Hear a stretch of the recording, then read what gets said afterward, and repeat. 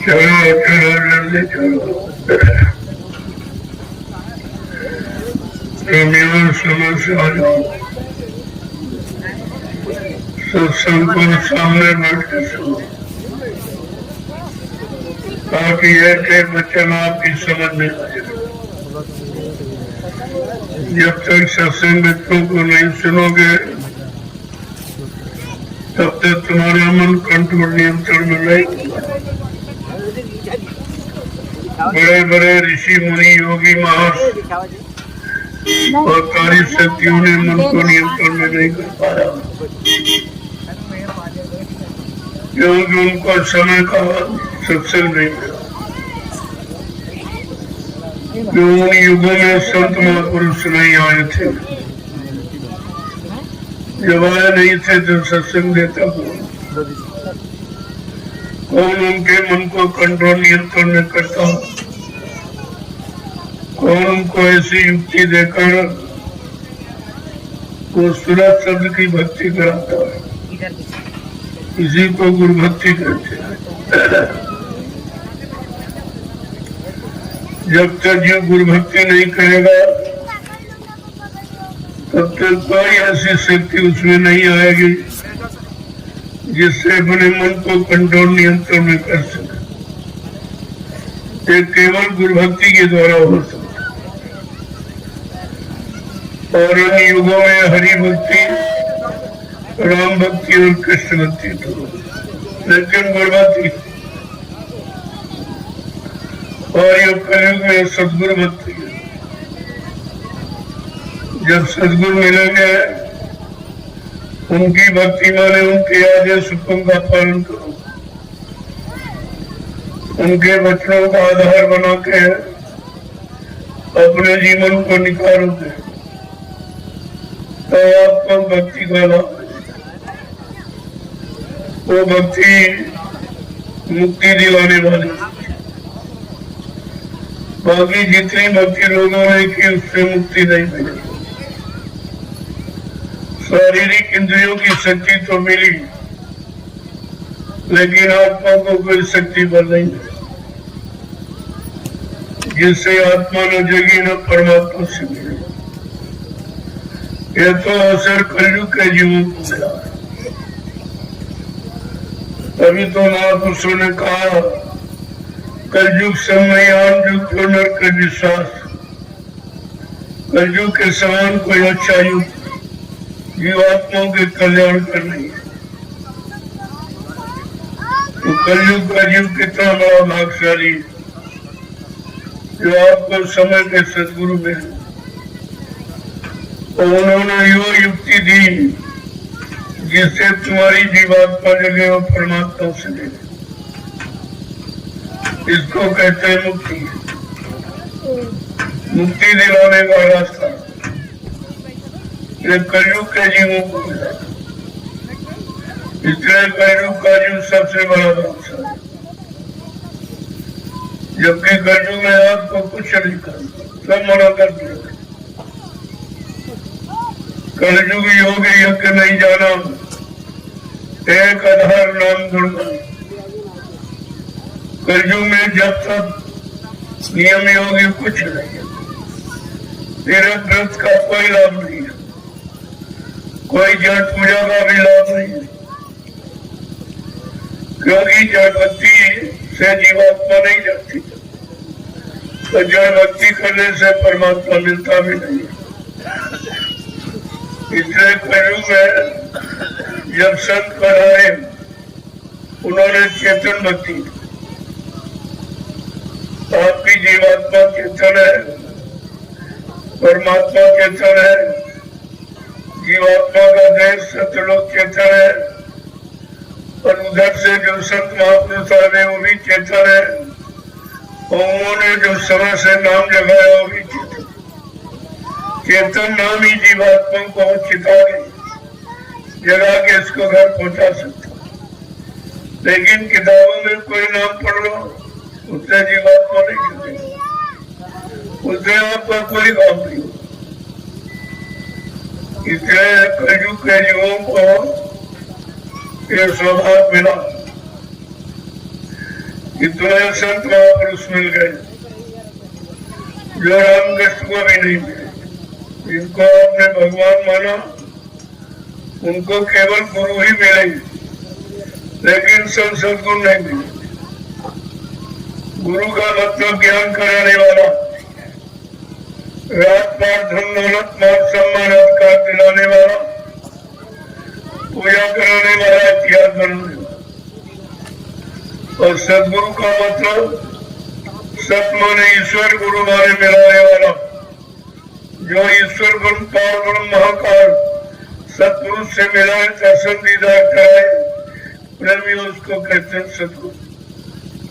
और वो कलयुग में आए, सतयुग में त्रेता द्वापर मिला। और तुमको केवल सत्यु त्रेता द्वापर बीते युगों की कहानियां सुनाई जा रही, और कहानियां सुनने सुनाने से कुछ मिलने वाला नहीं। न कोई उनसे तुम्हारा कोई काम बनेगा। काम बनेगा करने कराने से, वो भी इस समय की युक्ति मिली। इस समय में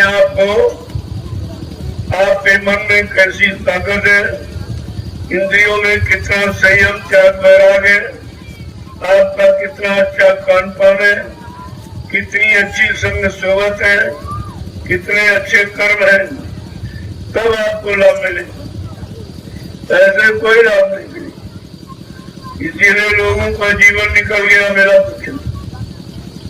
जब संत महापुरुष आए तो उन्होंने सच्चा रास्ता, इसी सत्य रास्ते को सतमार्ग संत मत किसी को कहते। उन्होंने सच्चा रास्ता जीवात्माओं को जगाने का और परमात्मा से मिलाने का, यह सच्चा रास्ता उन्होंने दिखाया। और जीवों को भवसागर के पार ले जाकर घर पहुंचाने का वादा किया।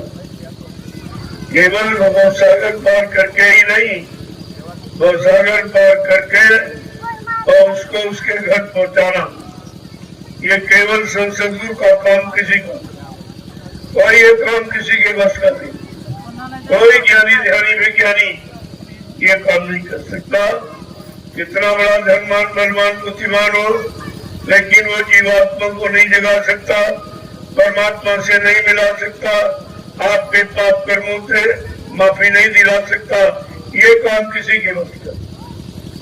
ये काम केवल वक्त मुर्शिद समय के मौजूदा सदगुरु से होता है। जो समय से मौजूद, वो मौजूदगी में रहकर तुम्हारी सब बुरे कर्मों की कार्रवाई को देख रहा।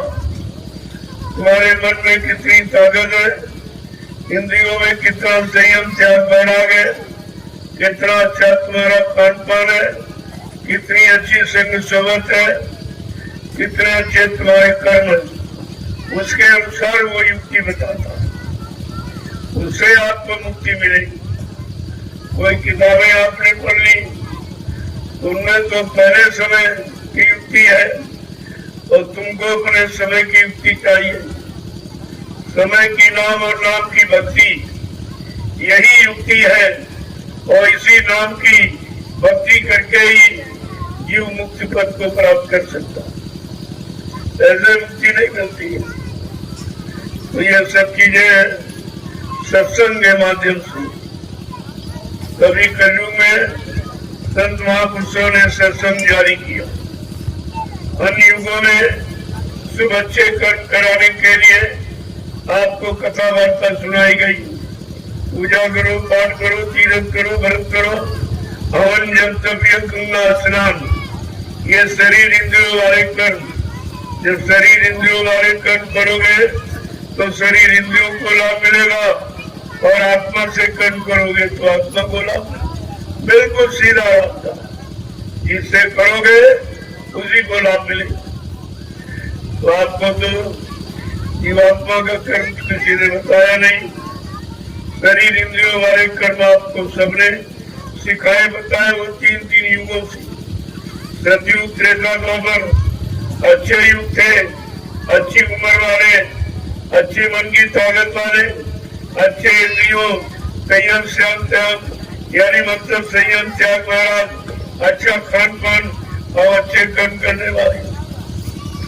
लेकिन बात असली ये थी, ये सब कुछ होते हुए भी वो भक्ति नहीं मिली जिससे जीवात्मा को मुक्ति मिली। ये भक्ति तो कलयुग में आती, इसलिए कलयुग का जीव बहुत बड़ा भाग्यशाली, उसको कुछ नहीं करना पड़ा, न गृहस्थी परिवार छोड़ना पड़ा, न कोई दाढ़ी बाल रखाना पड़ा, न लाल पीले कोई कपड़े पहनना पड़ा, न कोई बाल बच्चों को छोड़ना पड़ा, न खेती दुकान दफ्तर बिजली व्यापार मजदूरी को बंद करना पड़ा। इन्हीं में रहते हुए अपने गृहस्थी परिवार बाल बच्चों की खिदमत सेवा करते हुए और आपको सुबह शाम इसी मनुष्य मंदिर में आत्मा के घाट, दोनों आंखों के मध्य में जो आत्मा का घाट है, यहाँ पर बैठकर नाम की सच्ची कमाई करना। जैसे शरीर इंद्रियों से शरीर इंद्रियों को लाभ देने के लिए नाम की कमाई करते हो, ऐसे जीवात्मा को लाभ देने के लिए नाम की कमाई की जाती।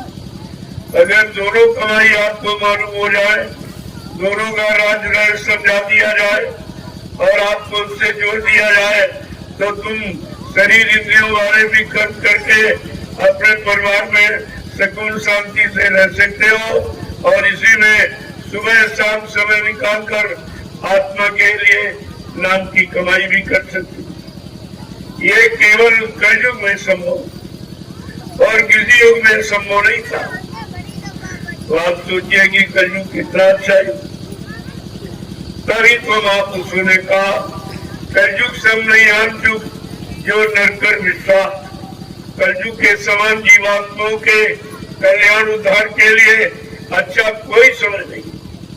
लेकिन सत्य महापुरुषों के वचनों पर आपको विश्वास हो, उनके द्वारा दी गई नाम की युक्ति पर विश्वास हो जाए, उनके वचन आपकी समझ में आ जाए, आपका मन वचनों को सुनकर बैरागी और त्यागी बन जाए, तो ये काम बहुत सुलभ हो जाए, बहुत सरल हो जाए। और यही आपको सिखाया जाता। जब आपसे कुछ नहीं हो सका तो कहा कलयुग के जीवों के लिए और सरल कर दिया जाएगा। तो सरल क्या है? परमार्थी सेवा। जो आज आप ये कर रहे हो, ये परमार्थी सेवा, जिसकी सेवा से तुमको तो लाभ मिल ही रहा है। जब शरीर से करोगे, परिश्रम करोगे, पसीना निकलेगा तो शरीर की बीमारियां खत्म हो जाएगी और तुम्हारे परिश्रम से, तुम्हारी सेवाओं से जो व्यवस्था बनेगी, आगे आने वाले भविष्य में लाखों लोग लाभ उठाएंगे। ये आपका है परमार्थी लाभ। ये दोनों चीजें आपके साथ। तो आज आपको तो दोनों सेवाओं को मौका मिला करने का। ये आप शरीर से सेवा करके अपनी बीमारी खत्म कर लो, अपने शरीर इंद्रियों के द्वारा किए गए पाप कर्मों की अदायगी करा लो और धीरज से, और इसी में व्यवस्था बन जाएगी कि तुम्हारे लिए सरल हो जाएगी। कलयुग का जीव भजन तो नहीं कर सकता। क्यों? तामस देह भजन नहीं हुई। कलयुग में तामसी आहार है, तामसी विचार है, तामसी क्रियाकलाप है, लिहाजा कलयुग का जीव भजन नहीं कर सकता। तो उसको भजन के बराबर लाभ देने के लिए संत महापुरुषों ने परमार्थी सेवा रखी। ये सेवा सबसे महत्वपूर्ण, इसमें आपका कोई निजी स्वार्थ नहीं। जो आप शरीर से कर रहे हो, इसमें भी आपका स्वार्थ नहीं। जो आप यानी गाड़ी कमाई खर्च कर रहे हो, उसमें भी आपका कोई स्वार्थ नहीं है। ये है लोगों के लिए, आगे आने वाले समय में लाखों लोग इस तुम्हारी बनाई व्यवस्था से लाभ उठाएंगे। इसको कहते हैं परमार्थी लाभ। ये नियमों में नहीं था, ये आपको कलयुग में समझ मिला। तो आज जो ये सेवा कर रहे हो, अभी तो दुनिया के लोग तो कुछ नहीं समझ पा रहे, उन्हें को मालूम है क्या राज है, ये क्या रहस्य है, ये क्यों कराया जा रहा, ये अज्ञानी मूड है, यानी जीवों कोई बस की बात तो नहीं। लेकिन धीरे धीरे जो सेवाओं में लगे हैं या कर रहे हैं, इधर उधर हकते ताकते नहीं, किसी की सुनते सुनाते नहीं, किसी के बहकाए भरमावे में नहीं आते, वो अपना काम बना लेते। क्योंकि दुनिया के लोग तो इस रात को जानते ही नहीं, वो तो जमीन देख रहे, लेकिन वो मिट्टी है, एक दिन तुम्हारा शरीर भी मिट्टी में मिल जाएगा। शरीर को मिट्टी में मिलने के पहले अगर इस मिट्टी से तुम्हारा काम बन जाए और शरीर को बार बार यानी मिट्टी में न मिलना पड़े, इससे बड़ा कौन सा लाभ है। जब धीरे धीरे सत्संगों में आते जाते रहोगे, बच्चों को इशारों को समझते रहोगे, आदेश हुक्म का पालन करते रहोगे, तो ये लाभ सब तुम्हारे पास होगा। इसी लाभ को देने के लिए संत महापुरुषों ने समय समय पर ये अभियान छेड़ दिया कि कलयुग के कमजोर गंदे भोगी विलासी पापी जीवों को कैसे लाभ दिया जाए, लाभ पाने के का अधिकारी को कैसे बनाया जाए। तब उन्होंने ये सोच किया और ये सोच करके ये परमार्थी सेवा का विधान रखा था। तो आज तो आपने बहुत सेवा की, कई दिनों से कर रहे हो, बहुत सेवा सबके सामने। ये मैदान, ये धरती, ये खुली बता रही है कि प्रेमियों ने कैसी सेवा, और जिन्होंने सेवा की इनका कोई स्वार्थ नहीं, इस जमीन से इनका कोई स्वार्थ नहीं है। ये तो केवल आदेश हुकुम का पालन करते हैं और जिससे जो आगे इनको लाभ मिलेगा, क्योंकि ये व्यवस्था जो बन रही है, आगे आने वाले भविष्य में लाखों करोड़ों लोग यहाँ आएंगे, लाभ उठाएंगे। ये आपके आपका प्रमाण किया। अभी तो लोगों की समझ में नहीं आ रहा या क्या होने वाला है, किस काम की तैयारी की जा रही है, इतनी बड़ी भूमिका व्यवस्था बनाई जा रही। अभी तो देखने में कुछ नहीं है, क्योंकि तुम्हारा जीवन सीमित है, तुम्हारी सोच भी सीमित है और तुम्हारे कर्म भी सीमित है, और इसीलिए तुमको ये असीमित व्यवस्था समझ में नहीं आ रही। देखते हुए भी, सुनते हुए भी आप समझ नहीं सकते हो ये सब क्यों कराया जाता, क्या जरूरत है इस बियाबान जंगल को खरीदने की। जंगल में कौन आता है? महात्मा। किसके लिए? तपस्या की, जीवों को लाभ देने के लिए। वो तपस्या अपने लिए नहीं करते, जीवों की, जीवों के दुख दर्द मुसीबत से इनको बचाने की। उनका अपना कोई काम नहीं। परमार्थ के कारण साधु नराचारी, परमार्थ समाज से धर्मित यानी साधु महात्मा मानव कम धारण करते हैं, उनका है नहीं, लेकिन धारण अपनी इच्छा से। इसके लिए आपके शरीर में बैठी चेतन जीवात्मा को लाभ दिलाने की, तुम्हारे अंदर मन जो गंदा हो गया, विषय भोगी हो गया, इसको पाक साफ निर्मल बनाने के लिए ही ये सब सेवाएं आपसे कराई जाती। जो शरीर इंद्रियों से, मन से आपने बुरे पाप कर्म कर डाले, वो तब नासमझी में या ज्ञानता में या स्वार्थ लोभ लालच में पककर अब उनसे तुमको रिहाई छुट्टी कैसे मिलेगी, वो तो आपको नहीं मालूम, कर तो आपने डाले, लेकिन इसका भुगतान आप कैसे करें, इसका भुगतान कैसे कराया जाए जिससे आपको हानि न उठानी, उसकी सजा न मिले। तो उसके लिए ये अभियान छेड़ा गया। धीरे धीरे धीरे जब सत्संगों में आओगे तो सब आपकी समझ में आए। आपको तो चाहिए था कि सेवा करते रहते, सत्संग सुनते रहते, ये दोनों काम आपके होते। अरे भाई सत्संग तो आप कानों से सुनते हो, सेवा आप शरीर से करते हो, तो शरीर से ये सेवा कर लेते और कानों से सत्संग सुन लेते, आपको दोनों लाभ। लेकिन यही तो राज रहे जिसे आप समझ। मैंने कहा था कि आप सेवा भी करते रहना, मैं आपको सत्संग भी सुनाता रहूं, ताकि तुम्हारे दोनों लाभ तुमको मिल जाए, सत्संग का लाभ मिल जाए। कानों से सुनोगे, जो कानों से गंदे भद्दे अश्लील शब्द आपने सुने हैं, ये गंदगी कानों की आप कैसे खत्म करेंगे? कोई साबुन पानी से थोड़ी, ये सत्संग वचनों से। जो वचन तुम्हारे कानों के द्वारा तुम्हारे अंदर प्रवेश करेंगे, तुम्हारे कान को भी शुद्ध करेंगे और मन बुद्धि चित्त को भी साफ करेंगे। एक तरह से नहीं, सत्संग वचनों का प्रभाव लाभ कई तरीके से होता है। तो आपको तो चाहिए था जब आए थे तो आप सेवा करते मिलते, तो कितनी खुशी हो कि आप आदेश का पालन कर रहे हो, ये लाभ आपको अलग से मिलता और सत्संग सुनते वो लाभ अलग।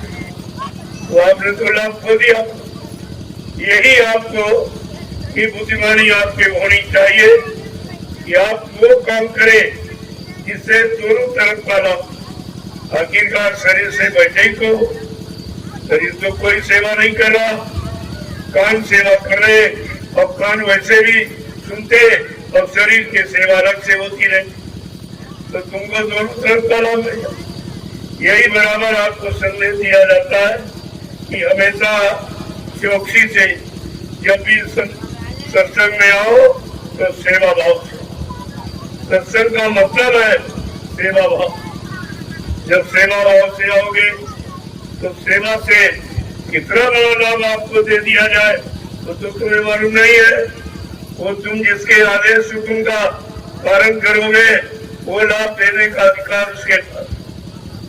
वो तो कैसे देगा, कौन सी सरल युक्ति बना के दे देगा, तो ये तो आप समझ नहीं पाते हो, क्योंकि आप आदेश को भूल जाते हो। अगर ये आदेश आप पालन करते रहते कि सेवा शरीर से करते और मतलब यानी कानून से सत्संग, तो कोई सत्संग तो हाथ पैर से सुनते नहीं, हाथ पैर शरीर तो खाली बैठा था, कुछ नहीं कर रहा, बल्कि और सत्संग सुनोगे तो नींद आएगी, भजन करोगे तो नींद आएगी, लेकिन सेवा करने में नींद नहीं आएगी। जब आप मिट्टी की सेवा करोगे तो नींद तुम्हारे पास नहीं आ सकती। ये कितना बड़ा लाभ आपका है।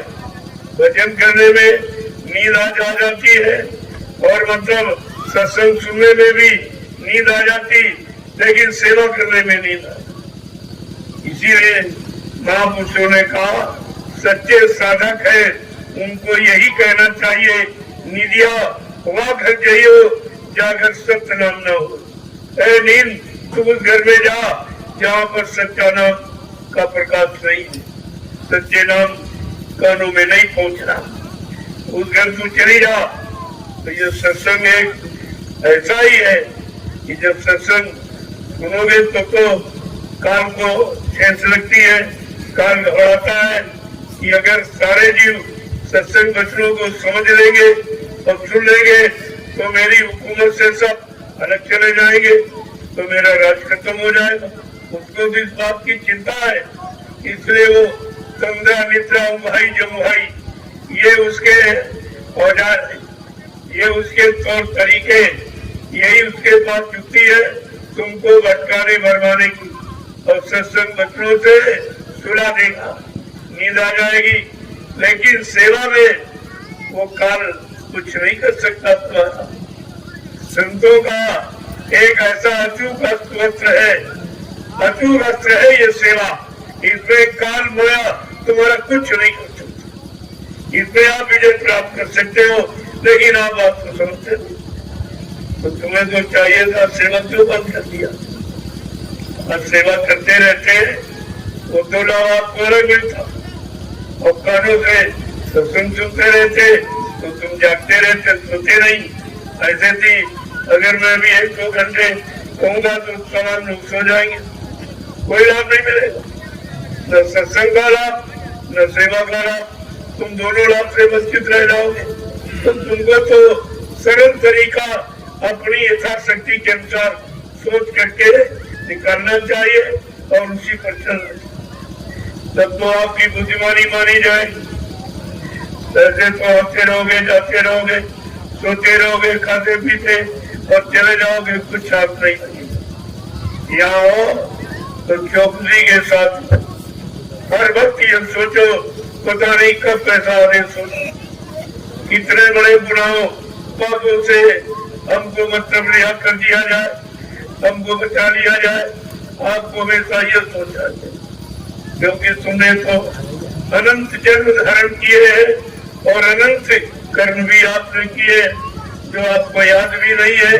लेकिन संत महापुरुष तो जानते हैं कि आपने किस जन्म में क्या किया, कितना खराब, कितना बुरा, कितना पाप, कितनी हिंसा, कितनी हत्या, ये जुर्म आपने झूठ छल कबर बेईमानी कितनी किया, ये उनको तो सब। तभी तो तुम्हारे शारीरिक और मानसिक शक्ति के अनुसार ही ये व्यवस्था आपके लिए सोच के रखी जाती। तो आप अगर सेवा करते रहते तो नींद नहीं आ सकती थी। अरे भाई जरिए लोग तो नींद कैसे आई, और चलाओगे नींद कैसे आई? वहां नींद आ ही नहीं सकती। ट्रैक्टर चलाओगे नींद कैसे आई? तो नींद पर विजय प्राप्त करनी है, जो काल माया का सबसे बड़ा फंसाने का औजार है, निद्रा। तो उससे अगर विजय प्राप्त करना है तो आप सेवा में लगो। ये सेवा संत महापुरुषों का अचूक अस्त्र है, जिस पर काल माया कोई अपना अधिकार नहीं जमा सकती। इसलिए संत महापुरुषों ने कलयुग को, जीवों को बचाने के लिए, सुरक्षित रखने के लिए और ये सेवा अंग प्रधान रखा। सेवा का अंग प्रधान जब आप समझ जाओगे तो सब लाभ तुम्हारे हाथ में। तो लाभ देने के लिए ये तो आपको यहाँ बुलाया गया, आपको लाया गया है। मैंने आपको ये नहीं बताया था मैं कितने दिन आपको रखूंगा, इसलिए कि भाई जितने दिनों में तुम्हारे कर्म कर्जे की अदायगी हो जाए और सेवा कर लो, उतने दिन तुमको यहाँ रखा जाए। इसके बाद परिवार, समाज, बाल बच्चों की सेवा के लिए कर जाओ, फिर मौका मिले फिर चले आओ। तो मतलब इसका ध्यान कि परिवार की सेवा, बाल बच्चों की सेवा, ये तुम्हारे साथ नहीं जाएगी। इससे तुम्हारी जीवात्मा का कोई उद्धार कल्याण नहीं होगा। इससे किसी पाप कर्म में आपको माफी नहीं मिलेगी। अगर समय निकालकर घर गृहस्थी, परिवार, खेती, दुकान, दफ्तर, बिजली, व्यापार, मजदूरी, इससे समय निकालकर इधर सत्संग में आ जाओगे तो ये सब लाभ तुम्हारे पीछे बांध दिया जाएगा। ये लाभ जो है आपको लाभ देने के लिए तो आपको बुलाया गया और आप लाभ न ले पाओ तो ये आपका दुर्भाग्य होगा। ये आप बच्चों को समझते नहीं हो, आदेश पालन करना आप सीख नहीं पाए, आप जान नहीं पाए और लाभ भी नहीं ले पाए, तो फिर यहाँ आने का मतलब क्या? ऐसे तो बहुत लोग आते जाते सब जगह, तीर्थों में, मंदिरों में, इधर मतलब गंगा और जमुना इधर सब जाते हैं, लेकिन ये लाभ कहीं नहीं मिलेगा। जो लाभ आपको यहाँ जंगल में, वो लाभ कहीं नहीं, क्योंकि वहाँ कोई देने वाला है नहीं और वहाँ कोई आदेश देने वाला भी नहीं।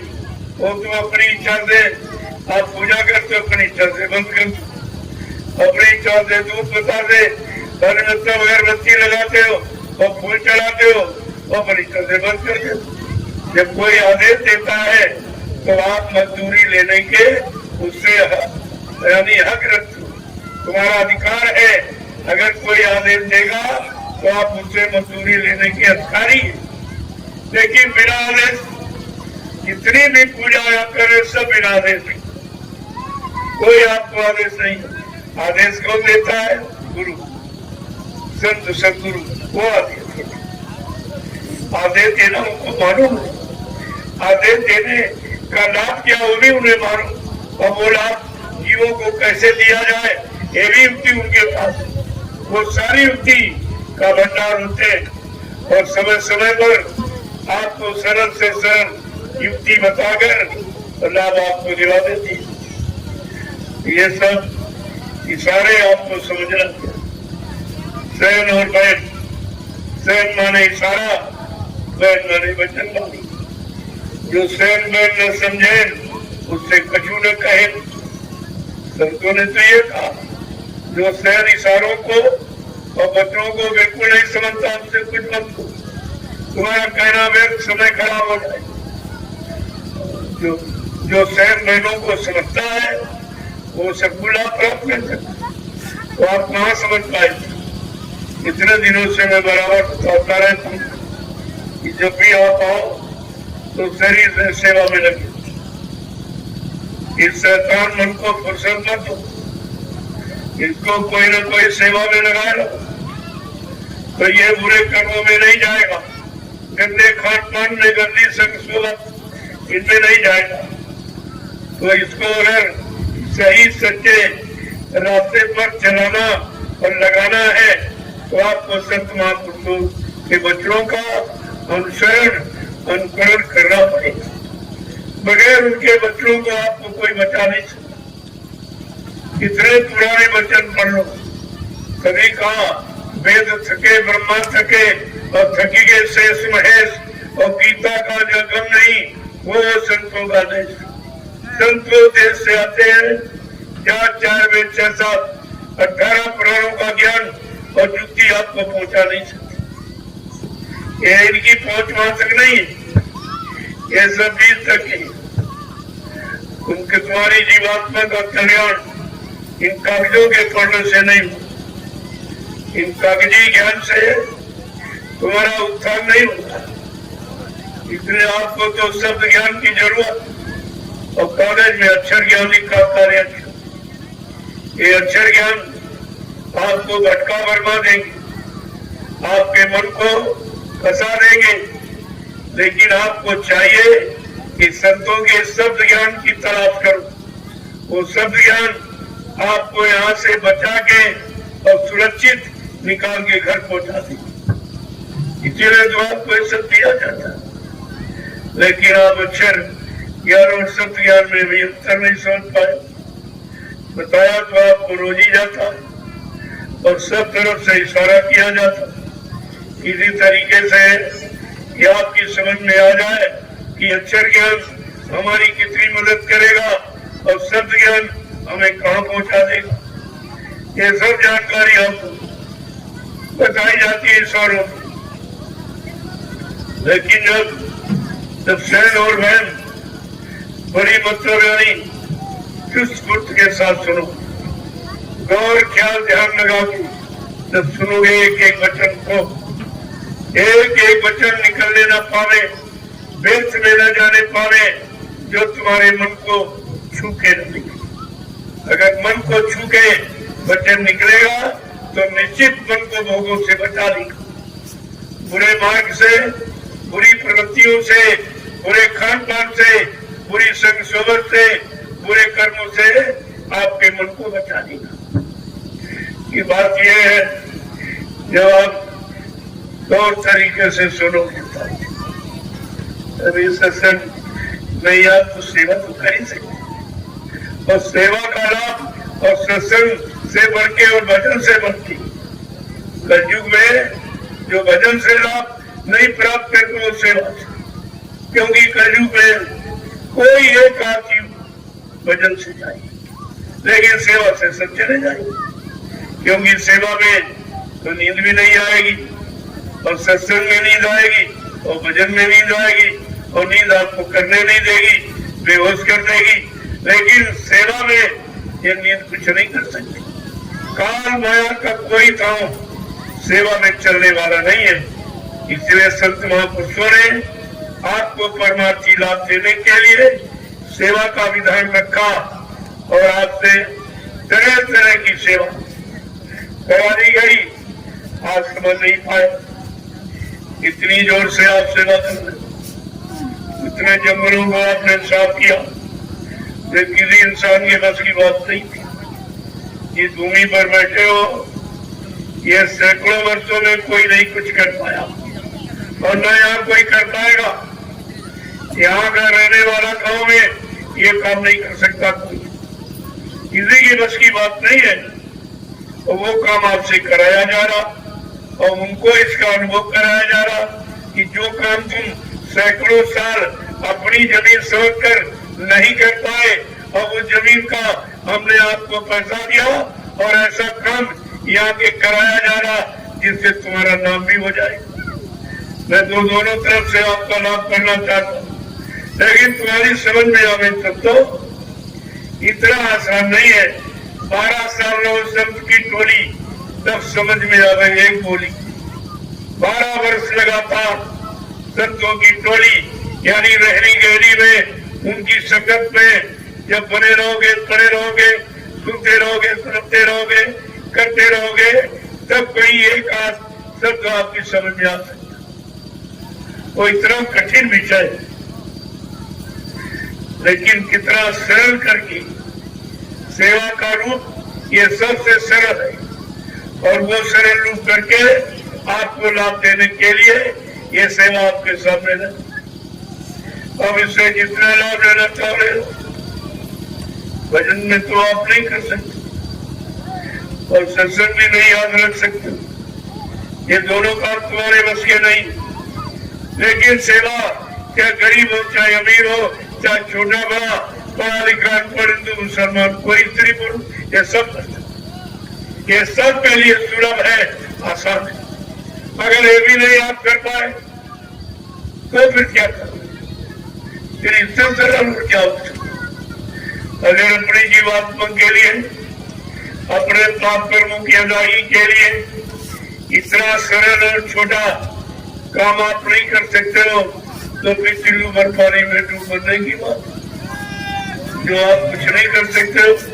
अपने लाभ के लिए आप भी पता नहीं क्या क्या करता है, झूठ बोलता है, सरकपट, बेईमानी, मारकाट, हिंसा, चोरी, डकैती सब कुछ करता, लेकिन आपको लाभ देने के लिए कोई अनर्गल काम नहीं कराया जा रहा, कोई गंदा काम भी नहीं कराया जाता, गंदे काम की कोई शिक्षा नहीं दी जा रही, केवल सेवा कराकर और कितना बड़ा लाभ आपको दिया जा रहा।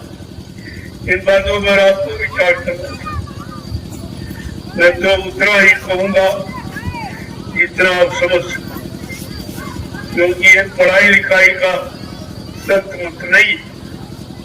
संत मत में तो कहा गया कि पढ़ा लिखा बह जाता है और बिना पढ़ा पड़ जाता है, क्योंकि परमात्मा प्राप्ति ये पढ़ाई लिखाई का विषय नहीं, आत्मा जगाना ये पढ़ाई लिखाई का विषय।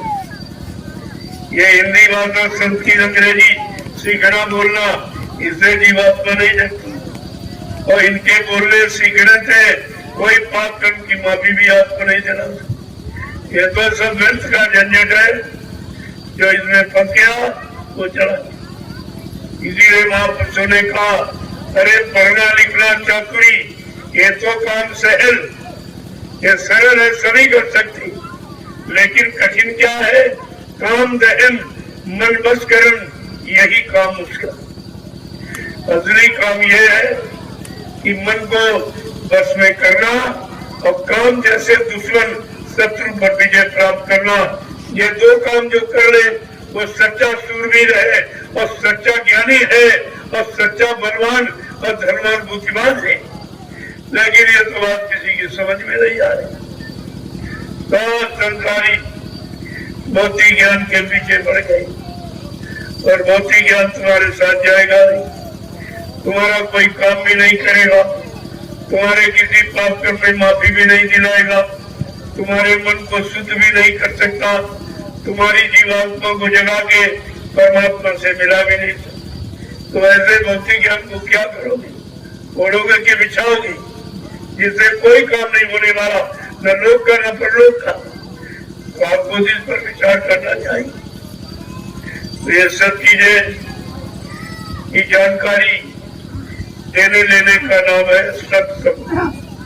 जिस दिन सत्य का संग करो ये सब समाप्त हो। जितना झूठ है, छल है, कपट है, हिंसा है, मार और काल, ये सब समाप्त हो जाएगा। सत्य का संग करते ही ये अंधकार ये सब समाप्त हो जाएगा। लेकिन सत्य का संग काम करना, अभी तो सुन नहीं पा रहे, उसको जाते अपने मन को उसके अनुसार बना नहीं पा रहे हो, तो अभी आपको लाभ मिल ही खा रहा, क्योंकि अभी आप वो काम नहीं कर रहे हो जिस काम से लाभ मिले। तो कम से कम शरीर से तो लाभ ले लो। शरीर के द्वारा अनंत जन्मों में जो पाप कर्म हो गए, अरे उनको वो तो तुम्हारे खत्म हो जाए, वो तो चल जाए, राख हो जाए, तो कम से कम अगला जन्म तो आपको सही मिल जाए। वो भी काम आप नहीं करते, तो इसलिए आप सेवा कर उठिए, आप लोग चलो सेवा, सब लोग सेवा करो। तुम्हारी एक डलिया एक माला स्वीकार होगा। आप इसका लाभ नहीं समझते। ये रात्रि ये परमार्थी संतान सेवा बिल्कुल अनोखी। आज कल जो में लोग दिन में परिश्रम नहीं कर रहे और आप रात में कर रहे हो। ये हिंदुस्तान में कोई नहीं कर रहा और कोई करा भी नहीं सकता। इसको आप देखिए और सोचिए और समझिए, तो धीरे धीरे तुम्हारी समझ में आ जाएगा ये कितना अनोखा काम है जो हिंदुस्तान में न पहले किसी ने किया, न आज कोई कर रहा, न आगे कर सके। आज के युग में लोग दिन में परिश्रम करना भूल गए, तो रात्रि में कौन करेगा। और आपको रात्रि में मिसाल ये प्रमाण है जो लोगों के सामने रखा जा रहा कि दुनिया के लोग देख ले ये अनोखा काम, ये हिंदुस्तान की धरती पर, ये भारत की भूमि पर ये अनोखा काम हो रहा, क्योंकि अब एक अनोखे युग का प्रादुर्भाव होता। अब ये कलयुग समाप्त होने वाला और सतयुग आने वाला, इस पर आपको बराबर विचार करना चाहिए। पहले आपसे कहा गया था कलयुग जाएगा सतयुग आएगा, लेकिन अब क्या कहा जा रहा, कलयुग जा रहा है सतयुग आ रहा। जैसे जब तूफान जाता है तो देखो तमाम बिल्डिंगों, इमारतों को, पेड़ पौधों को, फसलों को गिरा कर चला जा रहा। अगर न गिराए तो आप कभी नहीं कहोगे तूफान गया। अगर कलयुग ये कार्य न करे, अनैतिक कार्य और भ्रष्ट कार्य, तो आप कभी नहीं कहोगे कि कलयुग जाता है। ये है उसका प्रमाण कि कलयुग जा रहा है। कितने को गिरा रहा, चरित्र से गिरा रहा, कर्तव्य से गिरा रहा, भाविचारों से गिरा रहा, सत्य से गिरा रहा, नीति से गिरा रहा, न्याय से गिरा रहा, चरित्र से गिरा रहा। ये सब आपके सामने हो रहा। यही है कलयुग जाने का सच्चा प्रमाण है। जो जा रहा है कैसे कैसे अनैतिक कार्य कर रहा, मानव को एकदम बेकार कर रहा कि मानव अच्छा और सच्चा सोच भी नहीं पा रहा, करना कराना तो दूर की बात। आज का मानव अच्छा सोच भी नहीं सकता, किसी के प्रति अच्छे भाव विचार भी नहीं रख पा रहा, कोई माँ बहन बेटी का भाव नहीं रख पा रहा। कितना गंदा ये मलिन युग है कलयुग का, जो आपको कितने बुरे कर्मों की तरफ ले जा रहा। फिर तुमको कितनी यानी सजा मिलेगी उन नरकों में जाकर, जिसका तुम्हारे पास कोई अनुमान, कोई गणना गिनती नहीं, कोई जानकारी, कोई भौतिक ज्ञान में है नहीं। ये तो आप बढ़ाई नहीं। इसलिए आप लोग बराबर ध्यान रखा,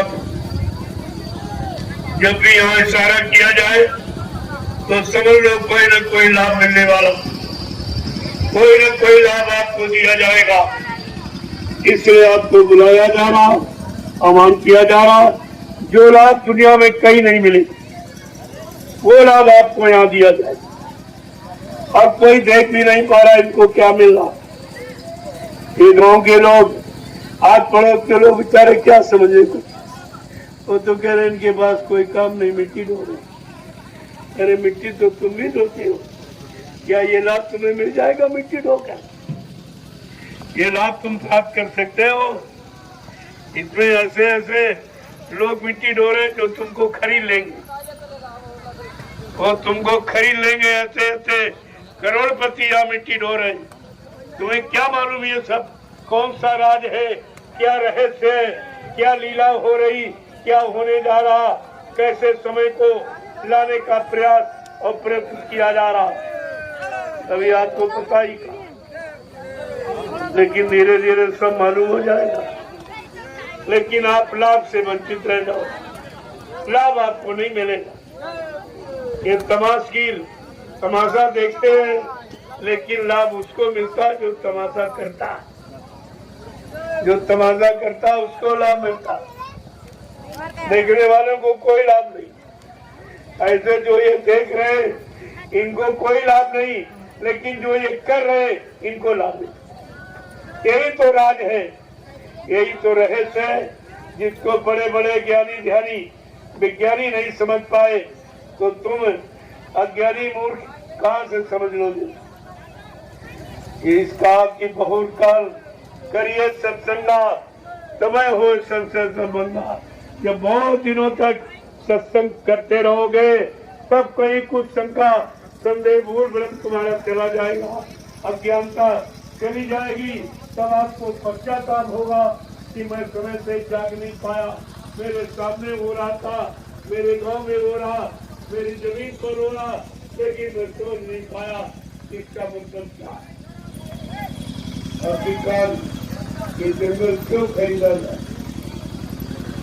ये जंगल नहीं है, ये 88,000 ऋषियों की तपोभूमि है। तुम्हें क्या मालूम है? तो तुम आत्माओं को पता है कि तपोभूमि है, तपोभूमि का लाभ किसको मिलेगा, कौन दिलाएगा, ये महात्माओं का विषय है, ये तुम्हारा विषय नहीं है। इसलिए राजा और प्रजा भी इस राज को नहीं समझ पा रही कि आखिरकार ये सब क्या, ये नैमिषारण, ये मतलब यानी ये सीतापुर, ये उत्तर प्रदेश, ये तपोभूमि है। तपोभूमि को खरीदा जा रहा, जमीन को मिट्टी को नहीं खरीदा जा रहा। ये जो 88,000 ऋषियों ने तपस्या की है उनकी तपस्या को खरीदा जा रहा। अभी आपकी समझ में कहाँ आ रहा? तुम जमीन समझते हो, मैं तपोभूमि समझता हूँ। हमारे तुम्हारी समझ में ये अंतर, जमीन तो दुनिया में बहुत जगह है, क्या ये जंगल लेने की जरूरत? लेकिन नहीं, ये 88,000 ऋषियों की तपोभूमि जो कहीं नहीं, ये कहीं नहीं है। मिट्टी तो हर जगह, लेकिन ये मिट्टी जो तपाई हुई 88,000 ऋषियों के द्वारा, जो हजारों वर्ष तपस्या करके इसको तपाया, शुद्ध किया है, वो निर्मल पवित्र किया है, वो निर्मल पवित्र शुद्ध भूमि को खरीदा जा रहा, जिसको तुम जानते ही नहीं। तुमको करना चाहिए, तुम्हें दाम चाहिए, हमें काम चाहिए। हमारी तुम्हारी समझ में ही अंतर, तुमको दाम मिल जाएगा, हमको काम मिल जाएगा। बात तो सुनिए, धीरे धीरे आओगे, मैं तो दोनों तरफ से लाभ आपको दे रहा हूँ। जमीन लेकर आपको दाम दे रहा हूँ, मैं मुफ्त नहीं लेता, मैं आन दान ये भिखारी बनकर काम नहीं करता। मैं आपको पैसा दूंगा, आपको दाम दूंगा और तुम्हारे लिए काम भी कर दूंगा। ये दोनों लाभ तुम्हारे पास, जमीन की कीमत और आगे आने वाले समय का लाभ, ये दोनों आपके हाथ में हो जाएंगे। तब आपकी समझ में आएगा, अरे हमने कुछ कर नहीं पाया, जमीन तो यही पड़ी रह जाएगी, रुपया यही पड़ा रह जाएगा, लेकिन समय से जो काम हो जाता वो काम हम नहीं कर पाए, हम इशारा नहीं समझ पाए। लेकिन मैं तो खुलेआम आपके सामने कर रहा हूँ, मेरा काम कोई पर्दे में नहीं, सब आपके सामने। मैं 1 इंच जमीन किसी के लेने नहीं आया हूँ, ये दिमाग से बात निकाल दीजिए। हमको किसी की 1 इंच जमीन नहीं चाहिए।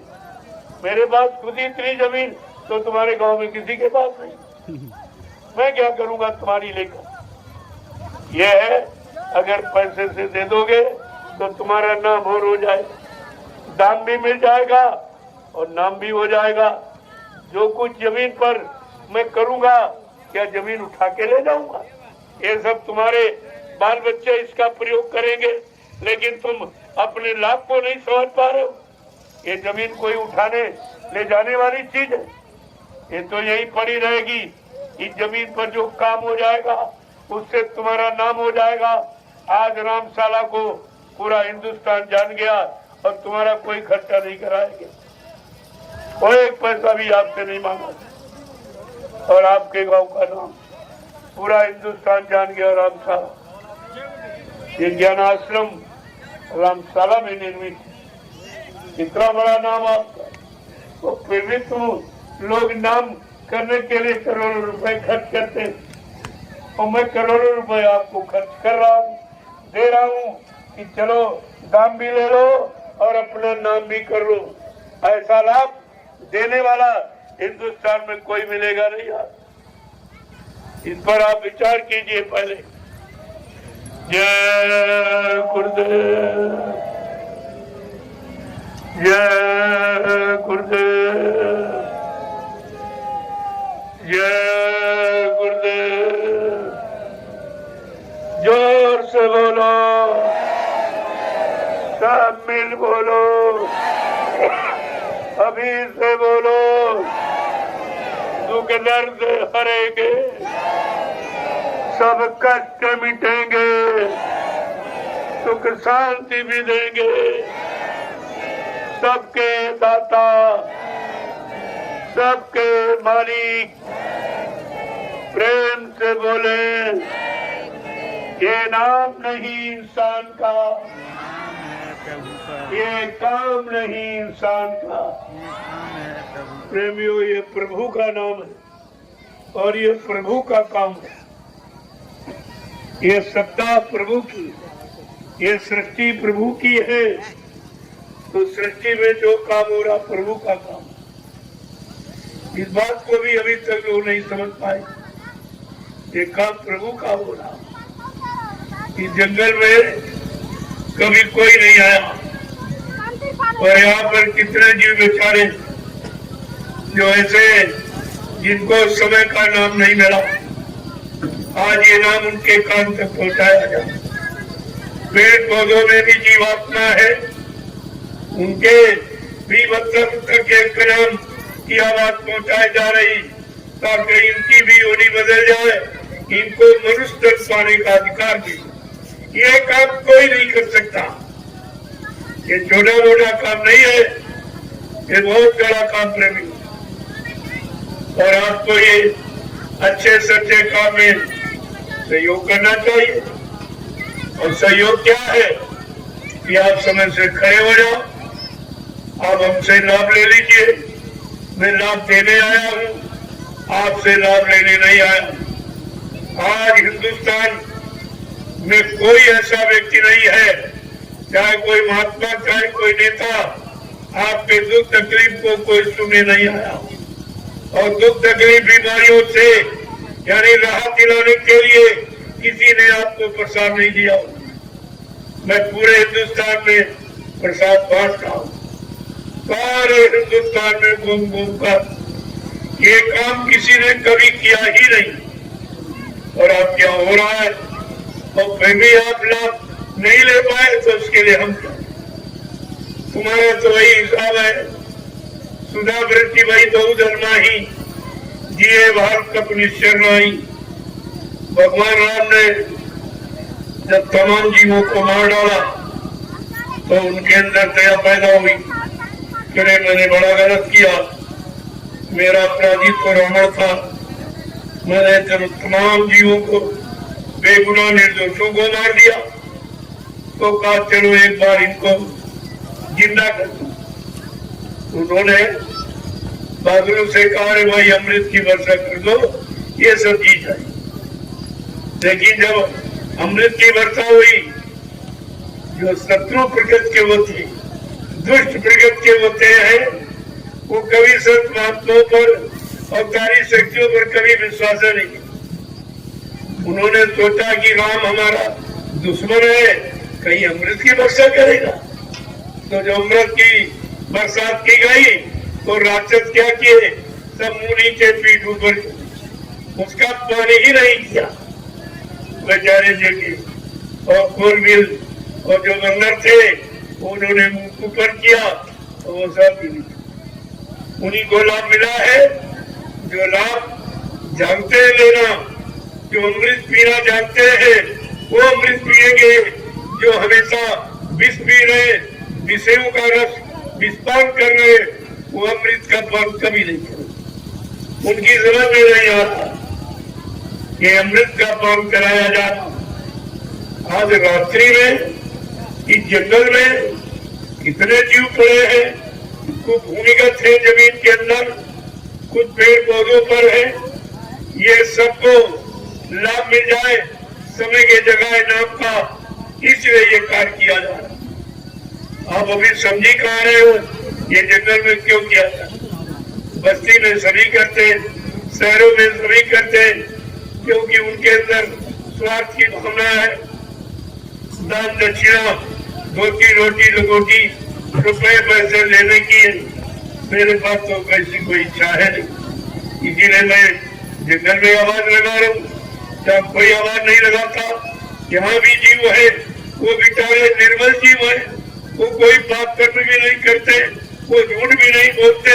ये पेड़ पौधे न झूठ बोलते, न कोई पाप करते हैं, न किसी की हत्या और हिंसा करते हैं, जब बल्कि सबको फल देकर जीवन देती है। इनको कोई सुनाने वाला नहीं। आज कलयुग का समय ऐसा आया, इन पेड़ पौधों को भी सुनने का मौका मिला।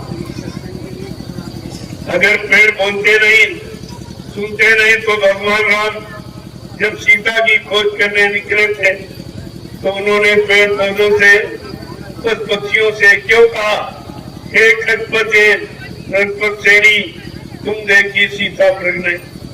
हे पशु पक्षी, ये पेड़ पौधे, तुम जो सुन रहे हो, तुम सच्चाई के प्रतीक हो, तुम सत्य बोलने वाले हो, झूठ नहीं बोलते हो, किसी का नुकसान नहीं चाहते हो, सबको लाभ देते हो। क्या मेरी सीता को देखा? अगर ये यानी जानते नहीं, बोलते नहीं, तो भगवान राम क्यों पूछ रहे? ये सब पहले का प्रमाण है। आज इनसे इनकी सुनने वाला कोई नहीं, बल्कि तुम अरे लगाना चाहिए, तुम काटते हो, इनमें भी प्राण है, ये भी हत्या आप कर रहे हो, जो हरा पेड़ काट, ये भी तो हत्या है, और वो भी फलदार बने। अगर एक काटते दो लगा दो तो ठीक है कि चलो पुराना था, काट के इमारती लकड़ी में प्रयोग हो गया और उसकी जगह जो पेड़ लगा दिए, तब तो आपका ठीक। लेकिन ये तो कोई नहीं करना। ये पेड़ों की नगरी है भारत की, ये गंगा जमुना की नगरी है, तो पेड़ों की। और आपने क्या किया? पेड़ काटना शुरू कर लगाना। कोई सरकार लगाने का अभियान चला रही और सब काटने का, इन पर कोई नहीं रोक लगा रहा। अरे सरकार को चाहिए, जब तुम लगाने का अभियान चला रहे हो कि सब लोग पेड़ लगाओ। जल पेड़ वृक्ष ही जीवन है, और वृक्ष जीवन देने वाले और वृक्ष प्रदूषण खत्म करने वाले, शुद्ध वायु और शुद्ध ऑक्सीजन देने वाले और वर्षा यानी करने वाले हैं। तो ऐसा काम तो सबको करना चाहिए, लेकिन जो काट रहे, कटवा रहे, इनको रोकना चाहिए आप। लेकिन ये काम कोई नहीं कर, ये कोई नहीं कर रहा है। आपको इस सब पर विचार करना चाहिए। आज नहीं तो कल आपको विचार करना होगा। वो सतयुग यानी सच्चा युग और अच्छा युग और धर्म का युग, मानवता इंसानियत का युग, प्रेम प्यार मोहब्बत, सेवा दया सदाचार, परमात्मा की यादगार का युग, माँ बहन बेटी बहू की परख पहचान का युग आ रहा है। वो युग आ रहा है, तब आपको पछताना रोना पड़ेगा, क्योंकि आपने कोई अच्छा काम किया ही नहीं। उस अच्छे युग में कोई अच्छा सहयोग आपने किया नहीं, सब गलत सहयोग, सब गंदा खान पान, गंदी संतोबत, गंदे कर्म करने लगे। तो आपने तो ये असहयोग किया है, तो आप सजा पाने के अधिकारी बन रहे, कुदरत आपको सजा दे दी। तो आपको विचार करना चाहिए। महात्मा आपको अच्छे सच्चे रास्ते पर चलने की बात कह रहे हैं। अच्छा सच्चा लाभ जीवन में मिले, तुम्हारे बाल बच्चे सुकून शांति में रहे, तुम्हारा मानव जीवन, तुम्हारा पारिवारिक जीवन, सामाजिक जीवन, व्यवहारिक जीवन कष्टों से दूर, बीमारियों से दूर, परेशानियों से, लड़ाई झगड़ों से, दैवी प्रकोपों से, दुर्घटनाओं से तुम्हारा बचाव हो जाए, इसके लिए संत महापुरुष आपको समय से बचने बचाने का संदेश दे। मानो न मानो तो खुशी आपकी, नहीं मानोगे कुदरत बना लेंगे।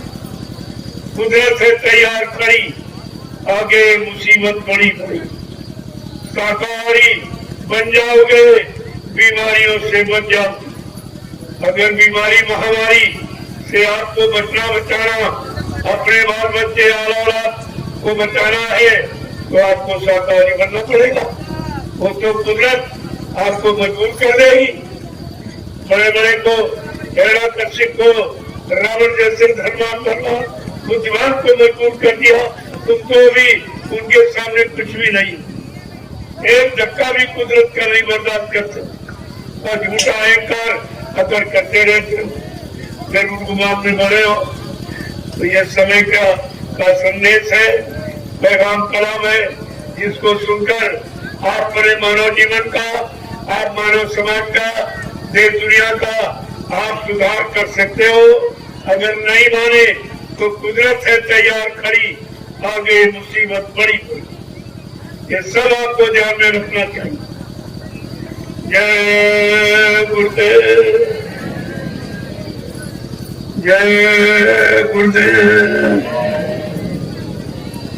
जय गुरुदेव।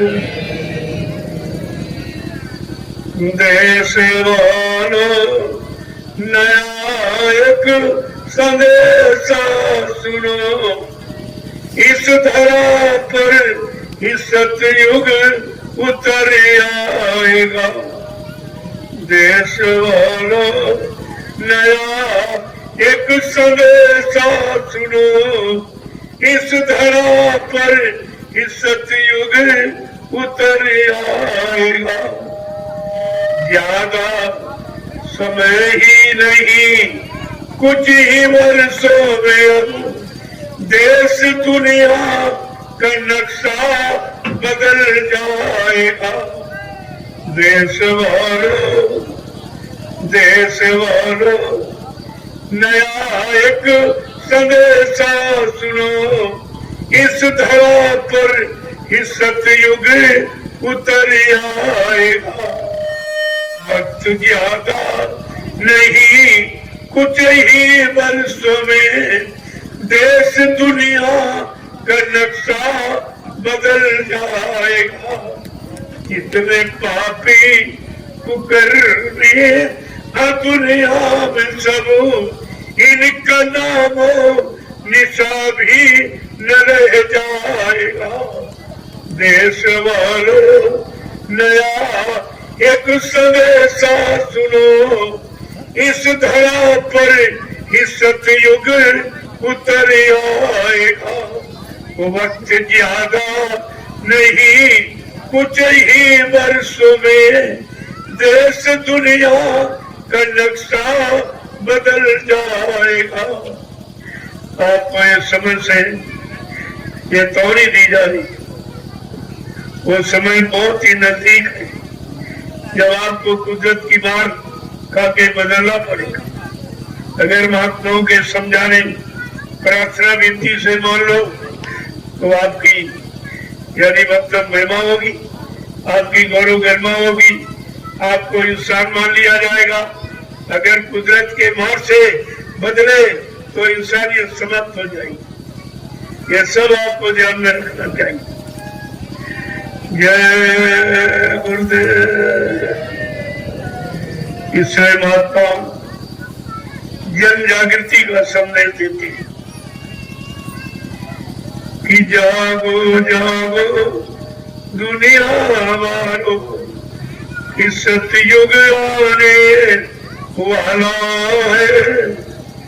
जागो जागो दुनिया वालों, सतयुग आने वाला है।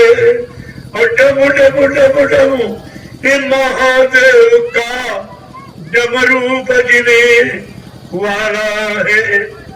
महाशक्तियां दुनिया भर की और मिट्टी में मिल जाएगी, और क्रूर अधर्मी ये मानव की तब ये अकल ठिकाने आएगी।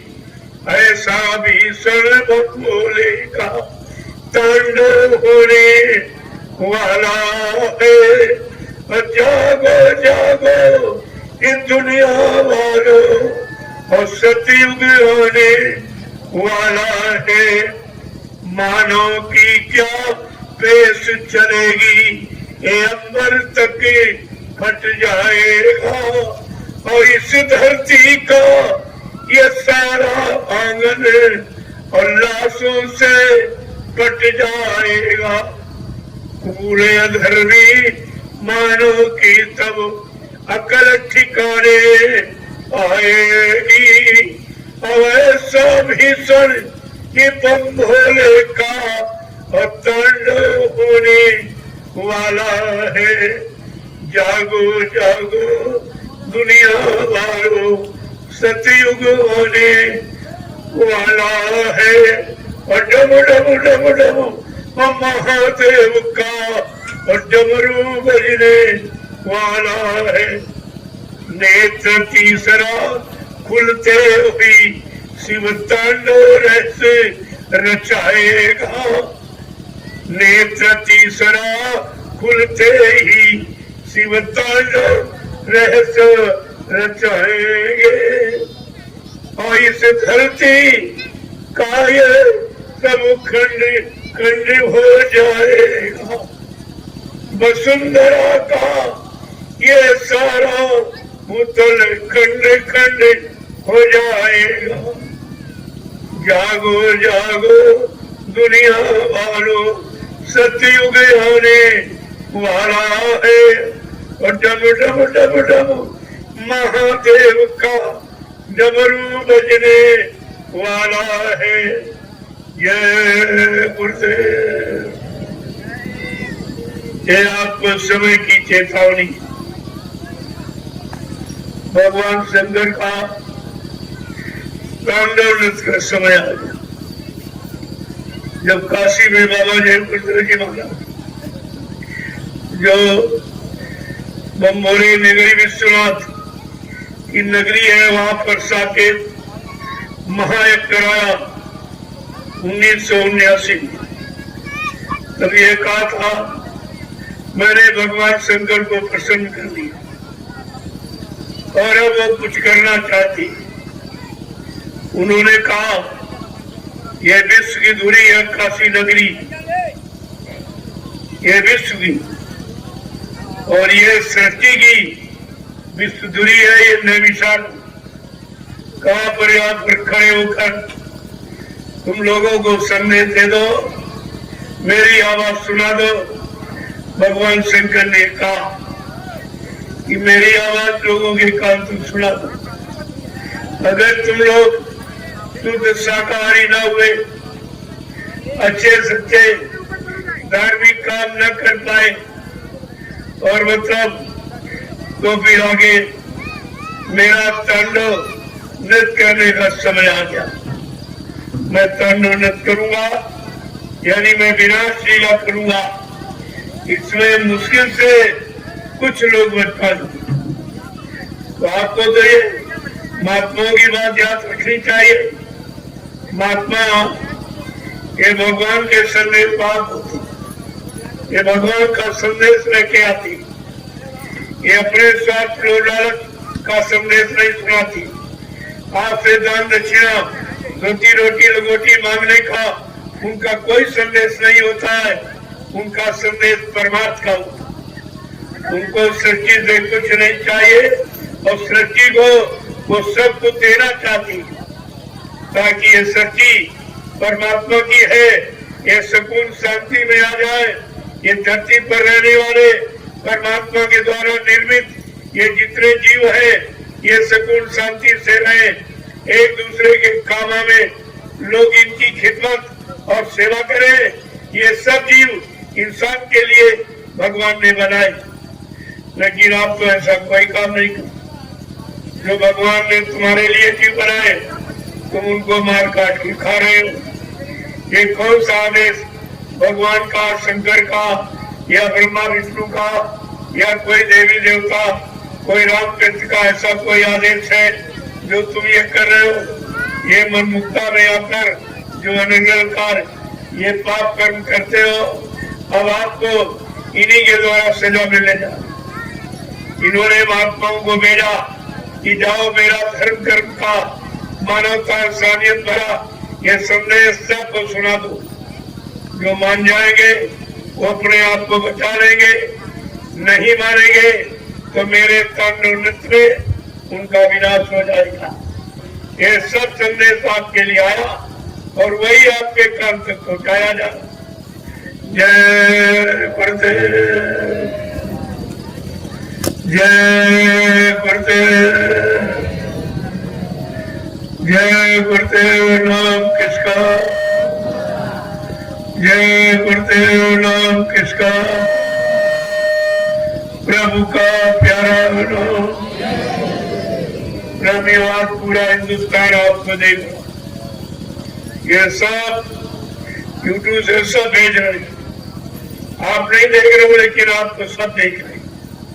ये सीधा प्रसारण यहाँ से हो रहा, ये सबको दिखाया जा रहा कि आज भी हिंदुस्तान में ऐसे महापुरुष हैं जो अच्छा सच्चा काम कराना चाहते, सबको सुख शांति दिलाना और देना चाहते। उनके पास सारी नीतियां हैं, सारी युक्तियां हैं, वो सब प्रकार से मानव इंसान को सच्ची सुख शांति दे सकते अगर इंसान उनकी बात को मान ले, उनके इशारों को समझ ले, ये लाभ सब मिल सकता। तो आज आपको ये, और रात्रि में आप, अरे दिन में कोई सेवा नहीं करता। अब तो कलयुग में सेवा छूट गई, लोग सब मशीन सेवा कर रही, इंसान कोई सेवा नहीं करता। जब सेवा करते थे लोग 50 वर्ष पहले कोई बीमारी नहीं थी, इतना परिश्रम करते थे, जो भोजन करते थे वो सुचारू रूप से पचता था और शुद्ध खून बनता था, पसीना निकलता था, खून रिफाइन हो जाता, शुद्ध हो जाता था, कोई बीमारी उनके नजदीक नहीं आती थी। आपने अंग्रेजी तालीम को जब से स्वीकार किया है, अपने आप को बीमारियों की गोद में बैठा दिया, बीमारियों ने आपको अपनी गोद में बुला दिया।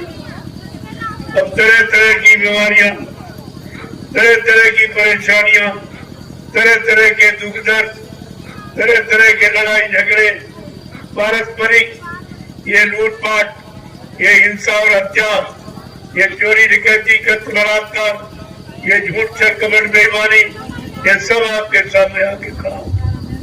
आज के 50 वर्ष पहले जो गांव में बुजुर्ग उनसे पूछिए कि अब तुम्हारे बचपन में ऐसा ही था, तो आपको सब बताएंगे कि बहुत ईमानदारी थी, बड़ा लोगों में प्रेम था।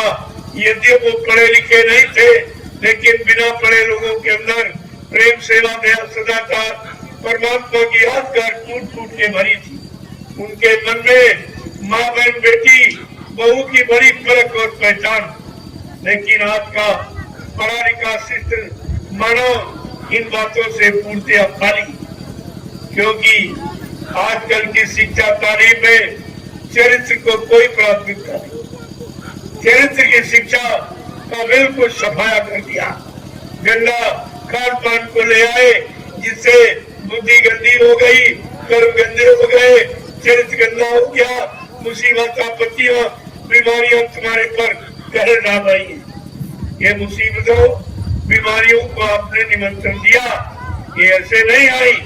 ये गंदा खान पान करके बीमारी कहाँ आती है? जहाँ गंदगी होती यानी मतलब, और जो गंदा कर्म करते हैं वही बीमारियां। तभी तो सरकार ने सफाई अभियान चलाया, लेकिन बाहर में सफाई और अंदर में गंदगी। खाने पीने की कोई सफाई, कोई शुद्धता नहीं।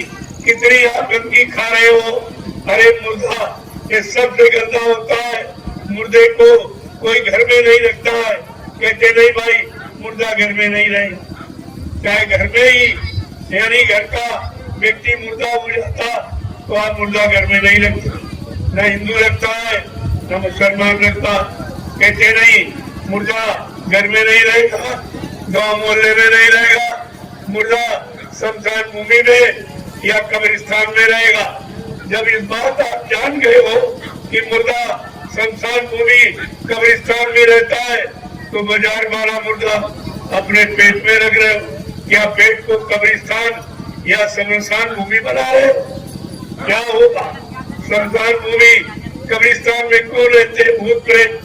तुमने जब अपने पेट को कब्रिस्तान शमशान भूमि बना दिया, आज सारे भूत प्रेत तुम्हारे सिर पे सवार हो गए और तरह तरह से तुमको परेशान करते। हमारे यहाँ रोज हजारों प्रेमी आ रहे, रो रहे, चिल्ला रहे, हमको भूत परेशान किए, हमको भूत यानी मतलब प्रेत परेशान किए। ये सब चिल्लाने में जारी।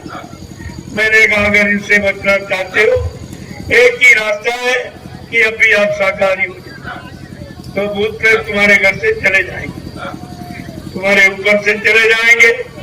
शाकाहारी और सदाचारी और ब्रह्मचारी के पास कोई भूत प्रेत यानी कोई बीमारी परेशानी आ ही नहीं सकती। यही तो सिद्धांत है। आपने इस मानवीय सिद्धांत को जान तिलांजलि दे दी। अब आप परेशानी में पड़ गए, रोने चिल्लाने लगे। जो आप पैदा करते हो 70% तुम्हारी कमाई डॉक्टर के घर जा रही, 20% पैसा में खराब कर देते हो।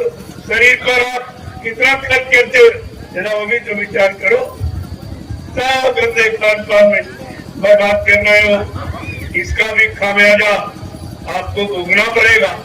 ये मत सोचो कि जिसने जिंदगी दी है वो सब देख रहा कि मैंने तुमको मानव जीवन किस काम के लिए दिया और किस सच्चे काम करने के लिए, अच्छे सच्चे खान पान खाने के लिए यानी तुमको ये मानव मनुष्य मंदिर दिया, वो सब देखता है। जिसने दिया है उसको फिक्र है, वो देख रहा और उसी ने महात्माओं को भेजा कि जाओ मेरे मनुष्य मंदिर को जो गंदा कर रहे हैं, जो खराब कर रहे हैं, उनको एक बार चेतावनी दे दो, एक बार शाकाहारी बनने की प्रार्थना कर दो।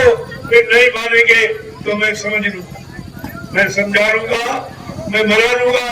एक बार आप इनको सचेत कर दो, एक बार जानकारी दे दो ताकि कोई हिंदुस्तान में रहने वाला, कोई भारतीय भारतवर्ष में रहने वाला ये न कहे कि संत महात्माओं ने हमको अच्छे सच्ची नीति, अच्छे सच्चे खान पान, अच्छे सच्चे कर्म की बात नहीं बताई थी।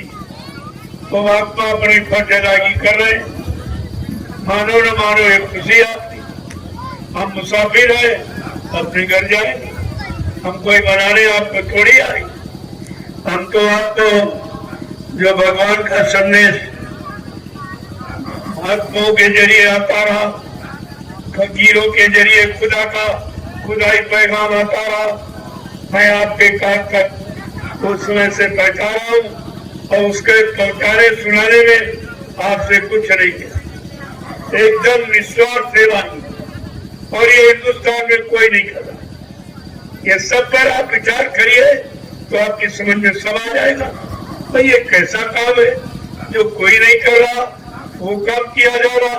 या बगैर काम जो करता वो मजदूरी के बगैर कोई काम करता नहीं, और इतना बड़ा काम लेकिन कोई मजदूरी नहीं, कोई दान दक्षिणा, कोई रुपया पैसा, रोटी रोटी रोटी, कोई अमीन जायदाद कुछ नहीं मांगी जा रही, बल्कि सबका मूल्य चुकाया जा रहा।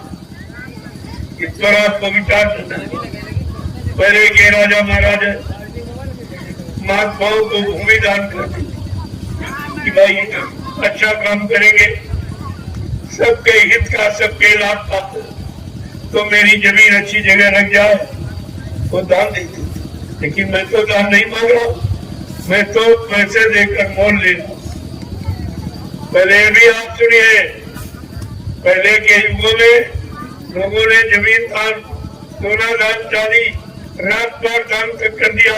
हरिश्चंद्र राजा ने गुरु विश्वामित्र के कहने पर, लेकिन आज से दान नहीं कराया जा रहा।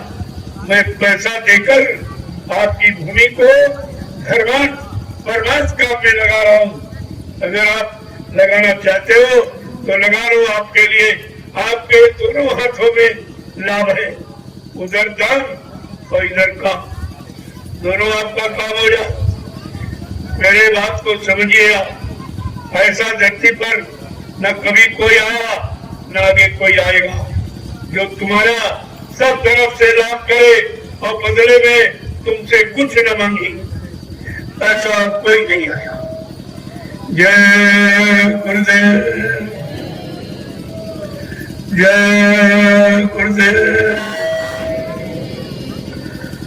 देखो, आज आपने मौत मिला, सुबह भी आपने इधर भी सेवा चली, उधर भी थी, तो सेवा का तो लाभ है। जो जितनी करेगा उतना लाभ उसको मिलेगा। रोज आपको काम होगा मिलता, आप किराया भाड़ा खर्च करके आए हो, बाल बच्चों को घर में छोड़ के आए हो, खेती दुकान दफ्तर बिजली व्यापार मजदूरी इन कामों को बंद करके आए हो, तो कुछ कर। जो उस काम को करने में लाभ नहीं है वो इस काम में लाभ, इस काम को ये लाभ प्राप्त कर लो। ये समय पता नहीं कब तुम्हारा जीवन समाप्त हो।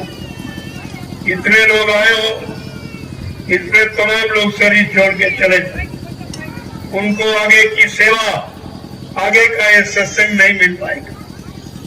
इसलिए जो समय मिला है उसमें ज्यादा से ज्यादा लाभ लो। इसमें गफलत करने की जरूरत नहीं है, लापरवाही की जरूरत नहीं है। जितना ज्यादा लाभ अब आपको केवल 25 जरी और डाली, बस 20 आपकी बात हमारी। मैं तो बुढ़ा हो गया, हमसे तो यह नहीं हो पाएगा, तो 20 अपनी और 5 ये डाल करके सेवा आप बस फिर कल आपको फिर मौका मिले, कल फिर आऊंगा आपके बीच। ये समय का संदेश आपको मिला, तो आप कितना बड़ा काम आपने कर लिया। मैंने तो आपसे कुछ मांगा नहीं, न पहले मांगा, न आज मांगता, न आगे कभी मांगूंगा। मेरा काम ये मांगने, ये भिखारी बनने का नहीं। जो आप स्वेच्छा से 1, 2, 30, 50, 100 दे रहे, मैंने उसी से 3 आश्रमों का निर्माण कर दिया। पहला आश्रम जय गुरुदेव आध्यात्मिक गुरुद्वारा यानी सदगुरुधाम नैनीशारण सीतापुर उत्तर प्रदेश, और दूसरा आप जहाँ बैठे हो जय गुरुदेव आध्यात्मिक ज्ञानाश्रम रामशाला मिश्रिक सीतापुर उत्तर प्रदेश, और तीसरा अभी हाल में यहाँ से थोड़ी दूरी, ज्यादा दूर नहीं है, कोई 25-30 किलोमीटर की दूरी पर है, हरदोई में पड़ता है, गोमती नदी के किनारे। जैसे ये किनारे है नैनीधार्मिक किनारे में, ऐसे दयाल आश्रम भी गोमती के किनारे ही, एक किनारा नहीं छोड़ा गया। और वहां पर दयाल आश्रम का एक नया मतलब आश्रम का निर्माण किया। अभी 1 महीना लगभग ये तीसरे आश्रम का निर्माण हो गया, तो तुम एक मकान नहीं बना पाए, टूट जाता है, मकान की दुरुस्ती नहीं करा पाए। मैंने लाखों लोगों के रहने के लिए ये 3 आश्रमों का निर्माण कर दिया। इसे आपको इस पर विचार करना चाहिए, और किसी से कोई पैसा नहीं मांगा। जो स्वेच्छा से, श्रद्धा भाव से, जो प्रेमियों ने अपनी गाड़ी कमाई दी है, उसी से इन 3 आश्रमों का निर्माण हो गया। आप इस पर विचार कीजिए। ये मतलब 3-4 साल के अंदर 3 आश्रमों का निर्माण हो गया। कितनी जल्दी एक काम हो गया और आपको लाभ दिया गया। किसी की मैंने मुफ्त जमीन दान में नहीं ली। ये आन दान लेना ये भिखारियों का काम। मैं कोई भिखारी नहीं हूँ, मैं तो सांसा बादशाह का बेटा हूँ। इसलिए हमारे गुरु ने मुझे भिखारी बनना नहीं सिखाया। उन्होंने कहा कि परमात्मा और गुरु पर पूरा विश्वास करो, तुम्हारा कोई काम नहीं रोक सकता। जिस काम को सोच लोगे वो सब काम तुम्हारा पूरा हो जाएगा, लेकिन स्वार्थ की भावना मत। स्वार्थ होगा तो परमात्मा नहीं हो पाएगा। स्वार्थ की भावना मत रखना। ये तुम्हारी परमार्थी रास्ता कभी रुकेगा नहीं और आश्रमों का निर्माण ये बढ़ता रहेगा। ये सब आपके सामने हुआ और हो रहा है। इसको आप देखिए। अब सबसे बड़ा आप कहेंगे अनाथ, ये उत्तर प्रदेश का सबसे बड़ा आश्रम है। इस पर आप विचार कीजिए। धीरे धीरे आपके गांव का नाम सारा हिंदुस्तान ले रहा। सब जान गए कि रामशाला में ये गुरुदेव आध्यात्मिक ज्ञान आश्रम का निर्माण किया गया। ये सब जान गए और आपने कुछ खर्चा नहीं किया, ना आपसे मांगा गया, परिणाम आपका हो गया। फिर भी आप नहीं समझ पा रहे हो तो इसका मतलब आपका दुर्भाग्य है। आपकी बुद्धि पर पत्थर गिर गया है। जो इतनी बड़ी सच्चाई अच्छाई को आप समझ नहीं पा रहे। जय गुरुदेव। ये जल्दी से अभियान पूरा करो। 25 डलिया कोई बात है, 20 डलिया अपनी और पानी ये जल्दी से डालो और बस विराम दे दो। और इसके बाद आप भोजन जो पा चुके हैं और जो नहीं पाए पा ले। बाकी तो भोजन आपको मिल ही गया होगा। भंडारे बराबर आपकी सेवा कर रहे हैं। आपको भी चल के भंडारे में जाना चाहिए ताकि किसी के सेवा का आप प्रयोग मत करो, नहीं तुम्हारे सेवा से कटौती हो जाएगी। कोई तुमको बनाएगा और बना करके जो कि यहाँ ले आएगा फिर आपको खिलाएगा तो तुम्हारी सेवा से कटौती हो जाएगी। इसलिए भोजन तैयार है, यहाँ से चले जाओ, आपसे भोजन करो, अच्छा रहेगा। कोई परेशानी नहीं होगी, कोई पानी नहीं डाला, कोई सामान नहीं, तो सब अपने पास खाली लोटा गिलास रखो और फौरन लेके पहुंच जाओ। देखो इस पात्र का भी ध्यान रखो। पात्र पात्रता, पात्र माने बर्तन और पात्रता माने शुद्धता। कि बर्तन की शुद्धता ये तुम्हारे स्वास्थ्य पर आधारित। आप अगर स्वास्थ्य निरोग अच्छा बनाना है तो पात्रता को ध्यान में रखना हो। इसलिए मैंने ये प्लास्टिक जो सबसे गंदे बर्तन जो आज आप प्रयोग करते हो, तमाम तरह की भयानक जानलेवा बीमारी देने वाले हैं ये। इसलिए मैंने आप सबको एक आदेश दिया, किसी कार्यक्रम में जाओ तो अपना खाली लोटा गिलास ले शुद्ध पात्र और 4 मीटर तुम जमा और 4 मीटर बिछाई। ये स्वयं स्वावलंबी बनो, किसी के सेवा मत लो, नहीं तुम्हारी इन सेवाओं में कटौती हो जाए। फिर आपको लाभ क्या मिला। और एक प्लास्टिक की थैली में एक खुरपी रखो। जब यहाँ कार्यक्रम में जाओ कहीं भी खुरपी बड़ी साथ में ले जाओ। एक औजार आपके पास, सब्जी काट सकते हो, फल काट के खा सकते हो, या 4 डंडे गा लिए और मच्छरदानी ताली या प्लास्टिक ताली, ये सब काम आने वाली। और जब दिशा मैदान जाओ तो उनसे पूछ लो कि भाई हमारे लिए आपने किधर व्यवस्था की, तो बता देंगे कि पुरुषों के लिए घर और महिलाओं के लिए। तो खुरपी लेके जाओ, 1 घंटा खुद और रोज दिशा मैदान जाओ और पैर से मिट्टी खिसका दो। तो जिस दिन यहाँ से चलोगे गड्ढा अपने आप पूरा हो जाएगा। कोई प्रदूषण नहीं, कोई गंदगी नहीं, कोई बीमारी नहीं, और इस खेतों की उर्वरक शक्ति कभी कमजोर नहीं होगी। इतना आदमी आया हुआ है जिस खेत में ये दिशा मैदान चला जाएगा 3 साल तक आपको खाद डालने की जरूरत नहीं पड़ेगी। ये कितना बड़ा आपको लाभ देते, तुम्हें यहाँ शिकायत देते, हमारे खेत में बच जाना, हमारी जमीन में बच जाना, ये मत। जब इतनी जगह तुम्हारे अंदर नहीं है, इनको मतलब यानी दिशा मैदान के लिए, जब तो तुम्हारे अंदर दिल में जगह है किसकी? तुमने अपने अंदर जगह ही नहीं बना पाई। ये तो तुम्हारा निष्ठुर भाव माना जाएगा कि तुम्हारे यहाँ ये दिल्ली, कलकत्ता, बॉम्बे, ये मतलब हरियाणा और पंजाब, हरिद्वार, ये कहाँ के लोग आए हुए हैं। अरे भाई ये जब जाएंगे अपने यहाँ तो कहेंगे कैसे लोग हैं जो दिशा मैदान जाने की रोक लगा दी। अरे 2 दिन 3 दिन रहेंगे जाने चले जाएंगे। हमेशा आपका यानी गुणगान करेंगे, बहुत अच्छे लोग थे, बड़े धार्मिक थे, बड़ा भाई सहयोग किया, बड़ा सेवादार थे, लेकिन तुम्हारा कोई परिचय आज तक अच्छा नहीं है। मैं इशारे में कह रहा हूँ तो आपको अच्छा लाभ ही क्या मिलेगा? जब कोई अच्छा भाव नहीं है, अच्छा कर्म नहीं है, अच्छा सहयोग नहीं है, अच्छी कोई सेवा नहीं है, तो तुम्हें अच्छा यानी मतलब लाभ ही कौन दे देगा? ये भी तो आपको नहीं मिल पाएगा। जय गुरुदेव। इसका हमेशा ध्यान रखिए।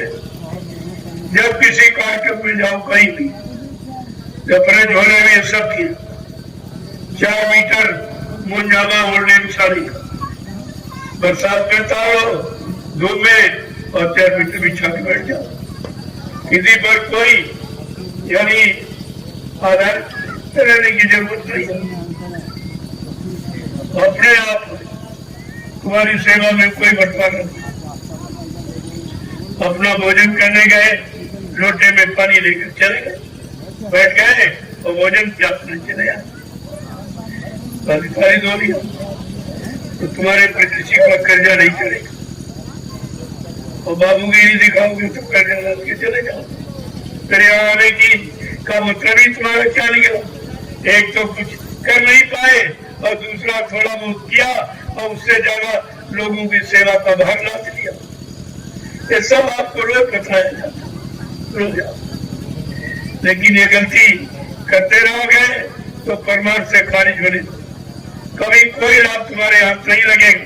मैं बहुत स्पष्ट बताता हूँ, कोई लाभ पाने के अधिकारी आप कभी नहीं बन पाओ।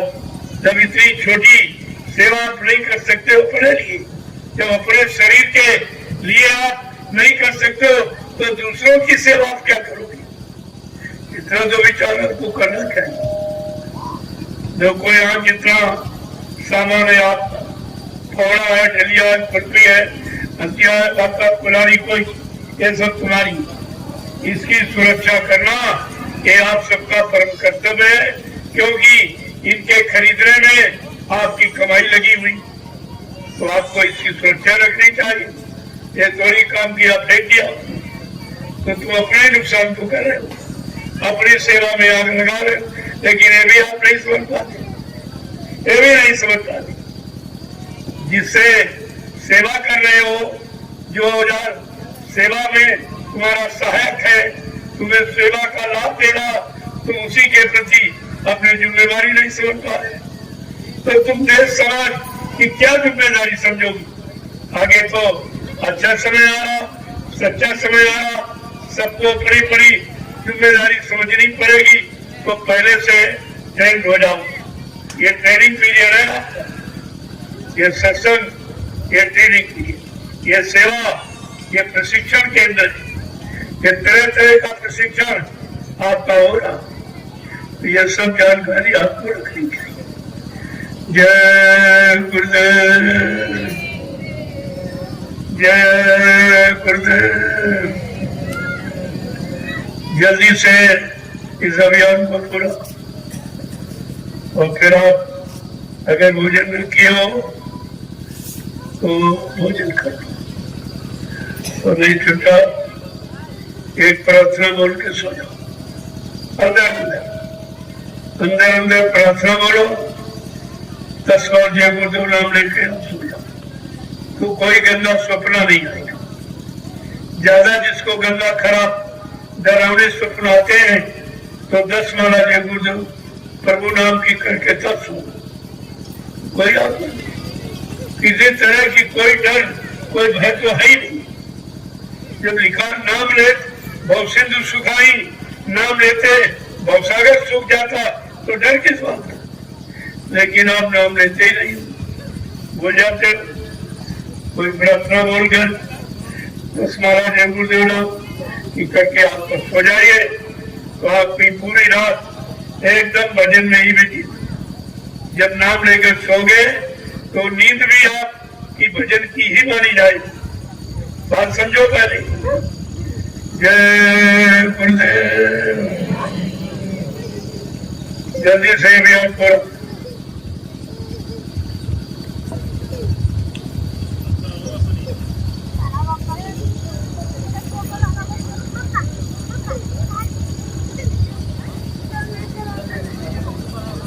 लोगों कुछ लोग अभी वहां आश्रम पर सो, इनको क्या मिलेगा?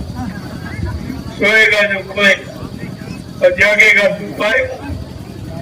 ये तो ऐसे ही आए भंडारे की रोटी कर जा के चले जाए, इनको कुछ नहीं मिलेगा। हाँ भी सो रहे पड़े, इनको नहीं फिक्र है कि हम यहाँ किस लिए आए हैं। चलो वैसे भी तमाम जन्मों का पाप कर्मों का कर्जा लाने बैठे और यहाँ तो लाखों लोगों का अन्न आता है, इसको खा के कहाँ हजम करोगे? कितने हजार बार अभी पशुओं में पक्षियों में आपको जन्म लेना पड़ेगा। ऐसे कर्जा अदा नहीं होता। अन्न का कर्जा बैल घोड़ा खच्चर गधा बन के आपको अदा करना पड़ेगा। अभी आप सो रहे, जब मैं आया तभी सो। ऐसे ये कजुगी जीव है, इन पर कोई असर नहीं, किसी तरह का कोई प्रभाव नहीं। सत्संग जन का जरा सा भी ले प्रभाव नहीं। इनको क्या मिलेगा? और रोज खड़े होते हैं ये बीमारी ये परेशानी आने। अभी कहाँ जो आगे अपने अभी तुम और लोगे तब दौड़ के आओगे।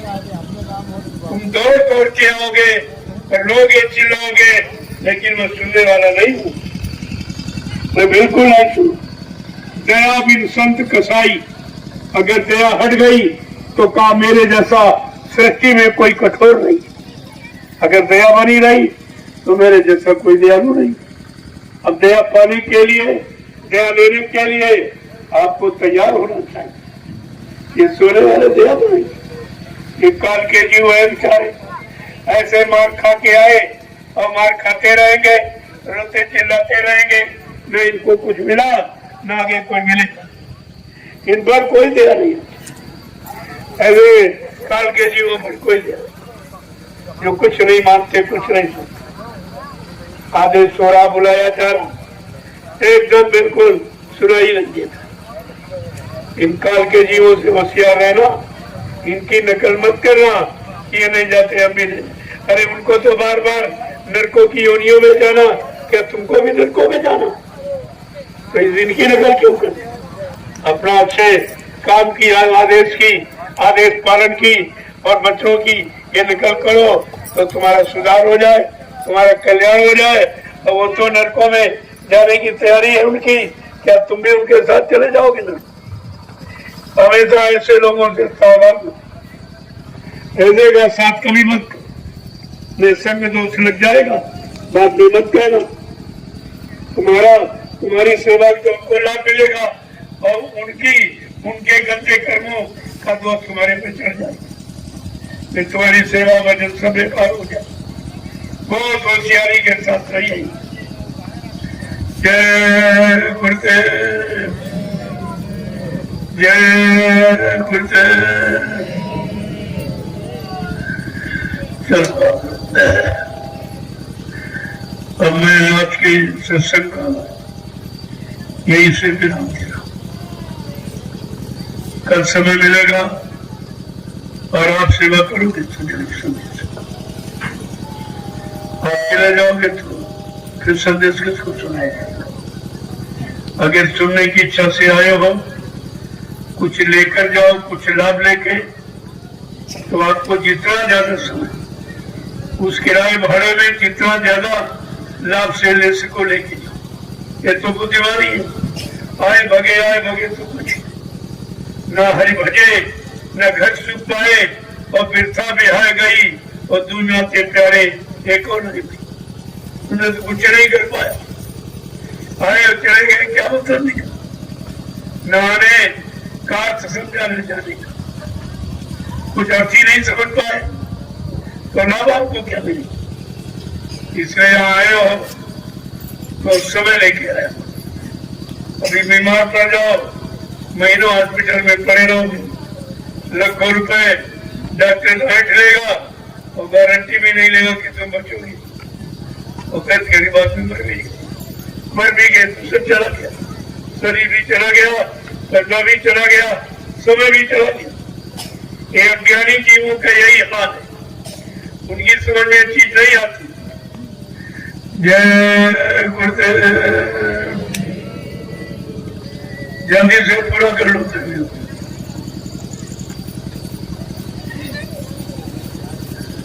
चलो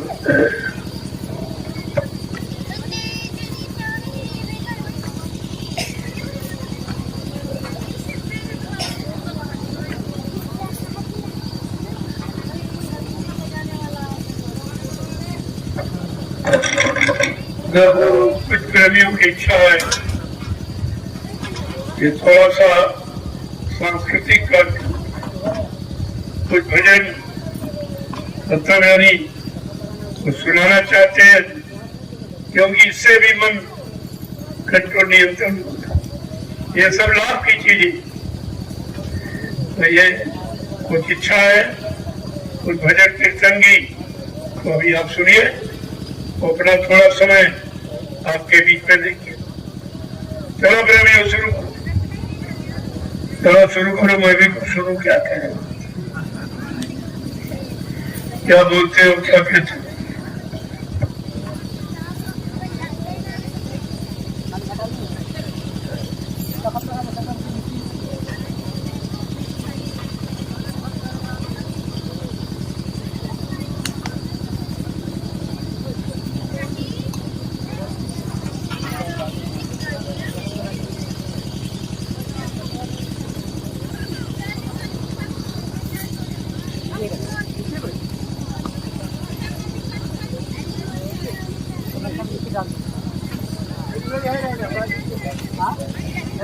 नहीं रहेंगे वो बजाने वाला।